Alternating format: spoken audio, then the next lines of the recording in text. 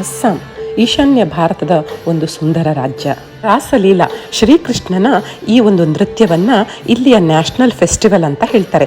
ಈ ಮಕ್ಕಳು ಮುಂಬರುವ ರಾಸಲೀಲೆಗಾಗಿ ನೃತ್ಯಾಭ್ಯಾಸದಲ್ಲಿ ನಿರತರಾಗಿದ್ದರು. ನಿಯೋ ವೈಷ್ಣವರ ಸತ್ರಗಳು ಇವೆಲ್ಲ ಅಂತಂದ್ರೆ ಪಾಠಶಾಲೆಗಳು, ದೊಡ್ಡ ದೊಡ್ಡ ಪಡಸಾಲೆಗಳನ್ನ ಹೊಂದಿರತಕ್ಕಂತಹ ಆಗಿನ ಒಂದು ಸತ್ರಗಳ ಸಂಸ್ಕೃತಿ ಈಗಲೂ ಕೂಡ ನಾವಿಲ್ಲಿ ಕಾಣಬಹುದು. ಅಸ್ಸಾಮಿನ ವೈಲ್ಡ್ ಲೈಫ್, ವನ್ಯಜೀವಿಗಳು, ಆನೆ, ಘೇಂಡಾಮೃಗ, ಹಾಗೆಯೇ ಇಲ್ಲಿಯ ಸುವಾಸನೆಯುಕ್ತ ಚಹಾ ತೋಟಗಳು, ಮತ್ತೆ ಬಗೆ ಬಗೆಯ ದೊಡ್ಡ ದೊಡ್ಡ ವಿನ್ಯಾಸದ ಮುಖವಾಡಗಳು, ಮಾಸ್ಕ್ಗಳು ಕೂಡ ಇಲ್ಲಿ ತಯಾರಾಗ್ತವೆ. ಜಗತ್ತಿನಲ್ಲಿಯೇ 9ನೇ ದೊಡ್ಡ ನದಿ ಅಂತ ಹೇಳಿಸ್ಕೊಳ್ಳುವ ಬ್ರಹ್ಮಪುತ್ರ ನದಿ ಇಲ್ಲಿ ಹರಿಯುತ್ತೆ. ನಮಸ್ತೆ, ನನ್ನ ಜೀವನ ಪಯಣದಲ್ಲಿ ಇವತ್ತು ಅಸ್ಸಾಮನ್ನ ಸುತ್ತಕೊಂಡು ಬರೋಣ ಬನ್ನಿ. ನಾವು ಹೋಗಿದ್ದು ಗೌಹಾಟಿಯಲ್ಲಿ ಮುಖ್ಯವಾಗಿ ನೋಡಬೇಕಾದಂತಹ ಮಂದಿರ ಕಾಮಾಖ್ಯ ಶಕ್ತಿಪೀಠ. ಕಾಮಾಖ್ಯ ಮಂದಿರದ ಹತ್ರನೇ ಇದೆ ಚಿನ್ನಮಸ್ತಿಕಾ. ಆಕೆ ಮಹಾವಿದ್ಯಾದೇವಿ, ತಂತ್ರ ವಿದ್ಯೆಗಳಿಗೆ ಆಕೆ ಅಧಿಪತಿ. ಕಾಮಾಖ್ಯ ಮಂದಿರದ ಹತ್ರದಲ್ಲಿ ಇರುವ ಈ ದೇವಿಯನ್ನ ಕೂಡ ನೀವು ಹೋದಾಗ ನೋಡ್ಕೊಂಡು ಬರೋದನ್ನ ಮರಿಬೇಡಿ. ಬನ್ನಿ, ಈಗ ಕಾಮಾಖ್ಯ ಮಂದಿರದ ಒಂದು ಸುತ್ತು ಹೋಗಿ ಬರೋಣ. ಮೊದಲು ಗಣೇಶನ ದರ್ಶನವನ್ನ ಮಾಡಿ ಗರ್ಭಗುಡಿಯಿಂದ ಸ್ವಲ್ಪ ಹೊರಗಡೆ ಇರುವ ಉತ್ಸವ ಮೂರ್ತಿನ ದರ್ಶನ ಮಾಡ್ಕೊಂಡು ಬಂದ್ವಿ. ಯಾಕೆಂತಂದ್ರೆ ಒಳಗಡೆ ಕಾಮಾಖ್ಯ ಮಂದಿರದ ಒಳಗಡೆ ಹೋಗ್ಬೇಕು ಅಂತಂದ್ರೆ ಅಲ್ಲಿ ತುಂಬಾ ರಶ್ ಇರುತ್ತೆ. ನಾವು ಮುಂಚೆನೆ ಟಿಕೆಟ್ ಎಲ್ಲ ಬುಕ್ ಮಾಡ್ಕೊಂಡಿರ್ಬೇಕಿತ್ತಂತೆ. ನಮಗೆ ಅದೆಲ್ಲ ಗೊತ್ತಿರಲಿಲ್ಲ. ಹಾಗಾಗಿ ನಾವು ಹೊರಗಡೆ ಉತ್ಸವ ಮೂರ್ತಿನಷ್ಟೇ ದರ್ಶನ ಮಾಡ್ಲಿಕ್ಕೆ ನಮ್ಗೆ ಆಯ್ತು. ಹಾಗಾಗಿ ನನಗೆ ಮತ್ತೊಮ್ಮೆ ಕಾಮಾಖ್ಯ ಮಂದಿರಕ್ಕೆ ಹೋಗ್ಬೇಕು. ನೋಡೋಣ, ಅವಕಾಶಕ್ಕಾಗಿ ಕಾಯ್ತಾ ಇರ್ತೀನಿ. ಅಸ್ಸಾಮಿನ ಗೌಹಾಟಿಯ ನೀಲಾಚಲ ಪರ್ವತದ ಮೇಲೆ ಸತಿ ದೇವಿಯ ಜನನಾಂಗ ಬಿತ್ತು ಅಂತ ಹೇಳಲಾಗುತ್ತೆ. ಅಲ್ಲಿಯೇ ಒಂದು ದೇವಿ ಉದ್ಭವಿಸಿದಳಂತೆ. ಆಕೆಯೇ ಕಾಮಾಖ್ಯ ದೇವಿ ಶಕ್ತಿಪೀಠಗಳಲ್ಲಿ ಒಂದು. ಈಕೆ ಭಕ್ತರಿಗೆ ಸಂತಾನ ಭಾಗ್ಯ, ಸಮೃದ್ಧಿಯನ್ನ ನೀಡ್ತಾಳೆ, ಹಾಗೆ ನಮ್ಮನ್ನ ಎಲ್ಲ ಒಂದು ಕಂಟಕಗಳಿಂದ ಕಾಪಾಡ್ತಾಳೆ ಅನ್ನುವುದು ಜನರ ನಂಬಿಕೆ. ಈಕೆ ಶೀತಲಾ ಮಾತೆ. ಪುರೋಹಿತರು ಹೇಳಿದಂತೆಯೇ ಈ ಒಂದು ಮಂದಿರಕ್ಕೆ 9 ಸುತ್ತು ಸುತ್ತಿ ಕೈ ಮುಗಿದು ಪಕ್ಕದಲ್ಲಿರುವ ಕಾಳಿ ದೇವಿಯನ್ನ ಕೂಡ ನಮಸ್ಕರಿಸಿ ನೆನಪಿನ ಚಿತ್ರವನ್ನ ಸೆರೆ ಹಿಡ್ಕೊಂಡ್ವಿ. ಅಸ್ಸಾಮಿನ ರಾಜಧಾನಿ ಗೌಹಾಟಿಯಲ್ಲಿ ಇನ್ನೊಂದು ನೋಡಬೇಕಾದಂತಹ ಸುಂದರ ಮಂದಿರ ಅಂತಂದ್ರೆ ಅದು ಉಮಾನಂದ ಮಂದಿರ. ಬ್ರಹ್ಮಪುತ್ರ ನದಿಯ ನಡುಗಡ್ಡೆ ಉಮಾನಂದ ಐಲ್ಯಾಂಡ್ ಅಥವಾ ಪಿಕಾಕ್ ಐಲ್ಯಾಂಡ್ ಅಂತ ಕರೆಯಲಾಗುವ ಈ ಒಂದು ನಡುಗಡ್ಡೆಯಲ್ಲಿದೆ ಶಿವಮಂದಿರ. ಇದೊಂದು ಪುರಾತನವಾದ ಮಂದಿರ, ಗುಪ್ತರ ಕಾಲಕ್ಕಿಂತಲೂ ಹಿಂದಿನದು ಅಂತ ಹೇಳಲಾಗತ್ತೆ. ಇದಕ್ಕೆ ಹೋಗಬೇಕು ಅಂತಂದರೆ ದೋಣಿನಲ್ಲಿ 150 ರೂಪಾಯಿ ಟಿಕೆಟ್ ತೊಗೊಂಡು ಹೋಗಬೇಕು. ಇಲ್ಲಿ ಗಣೇಶನ ದರ್ಶನವನ್ನು ಮಾಡಿ ಒಳಗಡೆ ಒಂದು ಕಲ್ಲಿನ ಗುಡಿಯಲ್ಲಿ ನೆಲೆ ನಿಂತಿದ್ದಾನೆ ಉಮಾನಂದ.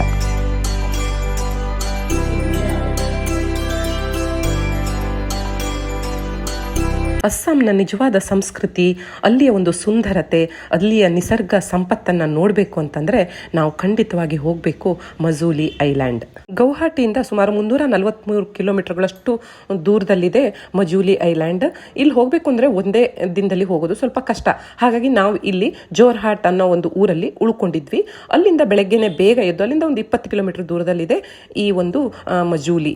ಈ ಕಾಜಿರಂಗದಲ್ಲಿ ಸಫಾರಿ ಕರ್ಕೊಂಡು ಹೋಗ್ತಾರೆ. ಅಲ್ಲಿ ಈ ರೈನೋಸರಸ್ ಅಥವಾ ಘೇಂಡಾಮೃಗ ನಮಗೆ ಕಾಣುತ್ತೆ. ಆದರೆ ನಮ್ಮ ಅದೃಷ್ಟ ಚೆನ್ನಾಗಿತ್ತು, ಹಾಗಾಗಿ ದೂರದಲ್ಲಿ ಮೇಯ್ತಾ ಇರೋ ಒಂದು ಘೇಂಡಾಮೃಗಗಳನ್ನು ನಾವು ನೋಡಿದ್ವಿ. ನಮ್ಮ ಇಂಟೆನ್ಷನ್ನು ಮಜೂಲಿಗೆ ಹೋಗೋದಿತ್ತು, ಹಾಗಾಗಿ ನಾವು ಕಾಜಿರಂಗ ಉಳಿಲಿಲ್ಲ. ಇಲ್ಲಿ ರಸ್ತೆಯಲ್ಲಿ ಒಂದು ಒಳ್ಳೆ ಊಟ ಮಾಡಿಬಿಟ್ಟು ಇಲ್ಲಿಯ ಒಂದು ಸಂಸ್ಕೃತಿ, ಅವರ ಒಂದು ಆಚಾರ ವಿಚಾರ, ಉಡುಗೆ ತಡೆಗೆ ಅದನ್ನೆಲ್ಲ ನೋಡ್ತಾ ಎಂಜಾಯ್ ಮಾಡ್ತಾ ನಾವು ಮಜೂಲಿಗೆ ಹೋಗ್ಲಿಕ್ಕಾಗಿ ಈ ಒಂದು ಜಾಗಕ್ಕೆ ಬಂದ್ವಿ. ಮಜೂಲಿ ಅನ್ನೋದು ಜಗತ್ತಿನ ಅತಿ ದೊಡ್ಡ ರಿವರ್ ಐಲ್ಯಾಂಡ್. ಅಂದರೆ ಈ ಬ್ರಹ್ಮಪುತ್ರ ನದಿಯಿಂದ ಆವೃತವಾದಂತಹ ಒಂದು ದ್ವೀಪ. ಇಲ್ಲಿ ಜನಸಂಖ್ಯೆ ಕೂಡ ತುಂಬ ಇದೆ. ಈ ಮಜೂಲಿ ಐಲ್ಯಾಂಡ್ಗೆ ಹೋಗ್ಲಿಕ್ಕಿರೋ ಒಂದು ಸಾಧನ ಅಂತಂದರೆ ಈ ಒಂದು ದೋಣಿಗಳು. ಇದನ್ನ ಮುಂಚೆನೆ ಬುಕ್ ಮಾಡಿ ಇಟ್ಕೋಬೇಕು. ಯಾಕೆಂದರೆ ನಾವು ಅಂದರೆ ಒಂದು 10 ರೂಪಾಯಿ 20 ರೂಪಾಯಿ ಕೊಟ್ಟು ಹೋಗ್ಬೋದು. ಆದರೆ ನಮ್ಮ ಜೊತೆಗೆ ನಮ್ಮ ಕಾರ್ ಕೂಡ ಇತ್ತು. ಹಾಗಾಗಿ ನಮ್ಮ ಕೊಹಿನೂರ್ ಟ್ರಾವೆಲ್ಸ್ ಅವರು ಕಾರ್ನ ನಮಗೆ ಆಗಿ ಟಿಕೆಟ್ ಬುಕ್ಕನ್ನು ಮಾಡಿದ್ರು. ಬೃಹದಾಕಾರವಾಗಿ ಹರಿಯುವ ಈ ಒಂದು ಬ್ರಹ್ಮಪುತ್ರ ನದಿ, ಇದರ ಒಂದು ಕಡೆಯಿಂದ ಇನ್ನೊಂದು ಕಡೆಗಿರುವ ಅಗಲವೇ 5 ಕಿಲೋಮೀಟರ್ಗಳಷ್ಟು ದೂರ ಇದೆಯಂತೆ. ಸುಮಾರು ಒಂದು 100 ಜನ ಇದ್ವಿ.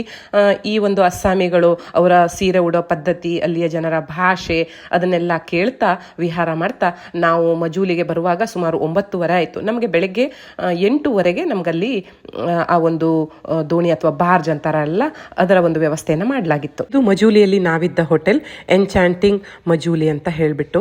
ಈ ಮಜೂಲಿಗೆ ನಾನು ಯಾಕೆ ಬಂದೆ ಅಂತಂದರೆ, ನನ್ನ ಫ್ರೆಂಡು ಡಾಕ್ಟರ್ ಸುಜಾತ ಅವರೊಂದಿಗೆ ಮುಕ್ತಿನಾಥ ಯಾತ್ರೆ ಹೋದಾಗ ನೀವು ಮಜೂಲಿ ಹೋಗಿ, ನಿಮಗೆ ತುಂಬ ಇಷ್ಟ ಆಗುತ್ತೆ ಅಂತ ಹೇಳಿದರು. ಅದೊಂದು ನನ್ನ ತಲೆಯಲ್ಲಿ ಇತ್ತು. ಹಾಗಾಗಿ ನಾನು ಮಜೂಲಿ ನೋಡಬೇಕು ಅಂತ ಹೇಳಿಬಿಟ್ಟು, ಸಾಮಾನ್ಯ ಎಲ್ಲರೂ ಕಾಜಿರಂಗ ನ್ಯಾಷನಲ್ ಪಾರ್ಕಲ್ಲಿ ಓಡಾಡಿಕೊಂಡು ವಾಪಸ್ ಹೋಗ್ಬಿಡ್ತಾರೆ. ಆದರೆ ನಾನು ಕಾಜಿರಂಗ ಬೇಡ ಅಂತ ಹೇಳಿಬಿಟ್ಟು ಮಜೂಲಿ ಕಡೆ ಬಂದೆ. ಮಜೂಲಿಗೆ ಯಾಕೆ ಬರಬೇಕು ಅಂತ ಕೇಳಿದ್ರೆ, ಇಲ್ಲಿ ಒಂದು ಥರ ಬೆರಗುಗೊಳಿಸುವ ಒಂಥರ ನೈಸರ್ಗಿಕ ಸಂಪತ್ತಿದೆ, ವಿಭಿನ್ನ ಸಂಸ್ಕೃತಿ, ಇಲ್ಲಿಯ ಧಾರ್ಮಿಕತೆ, ಹಾಗೆಯೇ ಇಲ್ಲಿಯ ಪ್ರಶಾಂತತೆ. ಈ ಮಜೂಲಿ ದ್ವೀಪ ನಿಯೋ ವೈಷ್ಣವರ ಒಂದು ಕೇಂದ್ರ ಸ್ಥಾನ. ಇಲ್ಲೆಲ್ಲ ಸತ್ರಗಳು ಅಂತ ಕರೀತಾರೆ. ಸತ್ರ ಅಂದರೆ ಒಂಥರ ಪಾಠಶಾಲೆ, ವೈಷ್ಣವರ ಒಂದು ಪಾಠಶಾಲೆ ಇದ್ದ ಹಾಗೆ.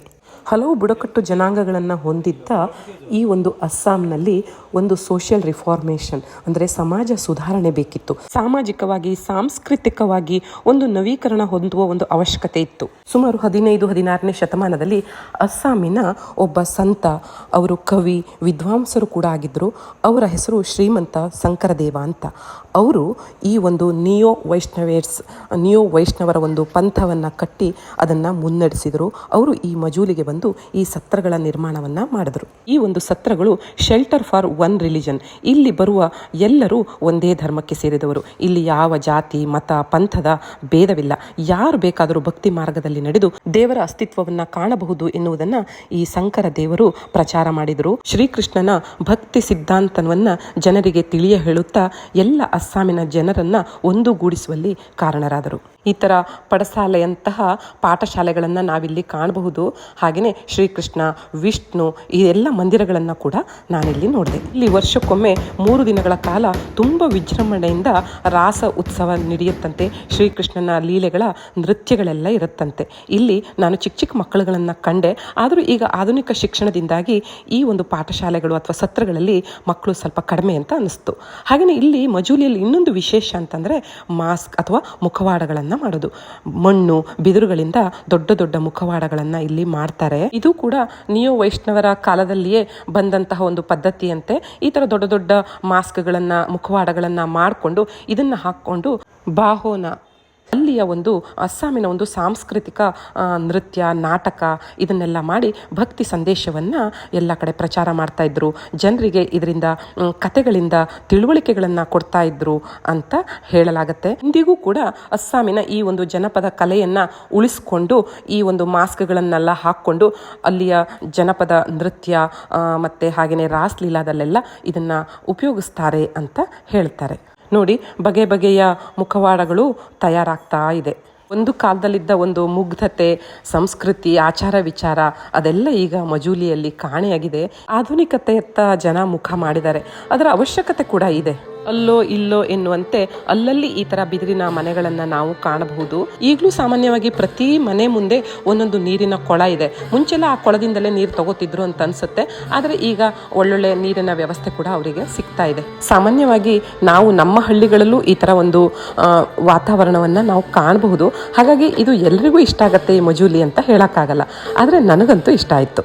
ಹೀಗೆ ಒಂದು ದಿನ ಈ ಮಜೂಲಿಯಲ್ಲೆಲ್ಲ ಓಡಾಡಿ ಇಲ್ಲಿಯ ಸತ್ರಗಳನ್ನೆಲ್ಲ ನೋಡಿಕೊಂಡು ಅಲ್ಲಿಯ ಆಚಾರ ವಿಚಾರಗಳನ್ನೆಲ್ಲ ತಿಳ್ಕೊಂಡು ಒಂದು ಹೊಸ ಸಂಸ್ಕೃತಿಯ ಅನುಭವವನ್ನು ಪಡ್ಕೊಂಡು ವಾಪಸ್ಸು ನಮ್ಮ ಕರ್ನಾಟಕದ ಕಡೆ ಹೊರಟೆ.